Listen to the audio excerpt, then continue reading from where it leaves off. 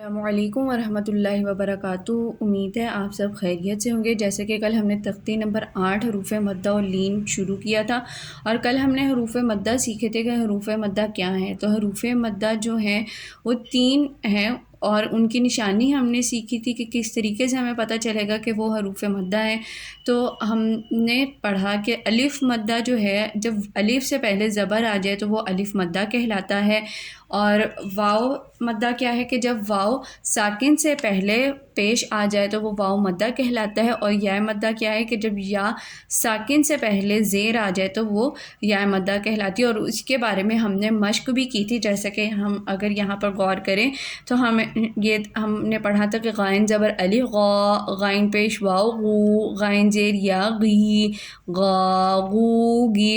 تو یہ جو مثالیں ہیں یہ حروف مدہ کی ہیں۔ تو آج جو ہم تختی نمبر 8 کا دوسرا حصہ جو ہم پڑھنے جا رہے ہیں وہ حروف لین ہے۔ اب حروف لین کتنے ہیں؟ حروف لین 2 ہیں، واو لین اور یا لین۔ جیسے کہ حروف مدہ 3 تھے، الف مدہ، واو مدہ، یا مدہ، لیکن حروف لین جو ہیں وہ صرف 2 ہیں، اور وہ کون کون سے ہیں؟ واو لین اور یا لین۔ جس طرح حروف مدہ کی پہچان ہم نے کرنی سیکھی تھی، اسی طرح حروف لین کی بھی پہچان ہے۔ ہمیں کیسے پتہ چلے گا کہ وہ حروف جو ہیں وہ حروف لین ہیں؟ تو وہ ایسے پتہ چلے گا کہ جب واو ساکن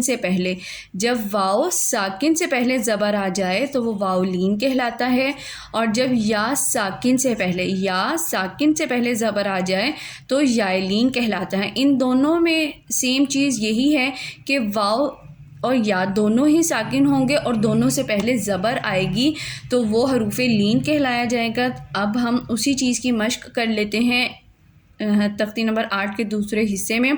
اعوذ باللہ من الشیطان الرجیم، بسم اللہ الرحمن الرحیم۔ اور حروف لین کو جلدی سے ادا کیا جاتا ہے، جیسے کہ آپ کو یاد ہوگا کہ ہم نے حرکات کی تختی کو جلدی سے ادا کیا تھا۔ ہم نے اس میں پڑھا تھا کہ حرکات کو لمبا کیے بغیر پڑھتے ہیں، تو اسی طرح حروف لین ہے کہ ان کو ہم لمبا نہیں کرتے۔ حروف مدہ کا کل ہم نے پڑھا کہ ان کو ہم 1 الف کی مقدار کے برابر جو ہے لمبا کریں گے، لیکن حروف لین کو لمبا کیے بغیر ہم پڑھیں گے۔ تو اب ہم شروع کرتے ہیں پڑھنا۔ سا زبر واو سو، سا زبر یا سی سو سی، دال زبر واو دو، دال زبر یا دئی دو دئی، زال زبر واو زو، زال زبر یا زئی زو زئی، را زبر واو رو، را زبر یا رئی رو رئی، زا زبر واو زو، زا زبر یا زئی زو زئی، سین زبر واو سو، سین زبر یا سی سو سی، شین زبر واو شو، شین زبر یا شی شو شی، صاد زبر واو صو، صاد زبر یا صی صو صی، صاد زبر واو ضو، صاد زبر یا ضی زو ضی، طا زبر واو طو، طا زبر یا طی طو طی، ظا زبر واو ضو، ظا زبر یا ضی زو ضی، لام زبر واو لو، لام زبر یا لئی لو لئی، نون زبر واو نو، نون زبر یا نئی نو نئی، حمزہ زبر واو او، حمزہ زبر یا ای او ای۔ اب یہاں پر میں ایک بات بتاتی چلوں، جو کہ نئے میری ویڈیو کو دیکھنے والے ہیں تو ان کے لیے یہاں پر میں بتاتی چلوں کہ ہم نے اب اس الف کو حمزہ کیوں پڑھا، کیونکہ ہم نے اس قاعدے کو سیکھا تھا کہ جب الف پر کوئی بھی حرکت آ جائے تو وہ الف جو ہے وہ حمزہ میں تبدیل ہو جاتا ہے، اس لیے ہم نے اس کو حمزہ زبر واو او اور حمزہ زبر یا ای پڑھا۔ آگے پڑھتے ہیں۔ با زبر واو بو، با زبر یا بئی بو بئی، جیم زبر واو جو، جیم زبر یا جئی جو جئی، ح زبر واو حو، ح زبر یا حی حو حی، خا زبر واو خو، خا زبر یا خی خو خی، عین زبر واو او، عین زبر یا عی او عی، غائن زبر واو غو، غائن زبر یا غی غو غی، فا زبر واو فو، فا زبر یا فی فو فی، قاف زبر واو قو، قاف زبر یا قی قو قی، کاف زبر واو کو، کاف زبر یا کئی کو کئی، میم زبر واو مو، میم زبر یا مئی مو مئی، واو زبر واو وو، واو زبر یا وئی وو وئی، ہ زبر واو ہو، ہ زبر یا ہئی ہو ہئی، یا زبر واو یو، یا زبر یا یئی یو یئی۔ تو اس طرح حروف لین کو ادا کیا جاتا ہے لمبا کیے بغیر۔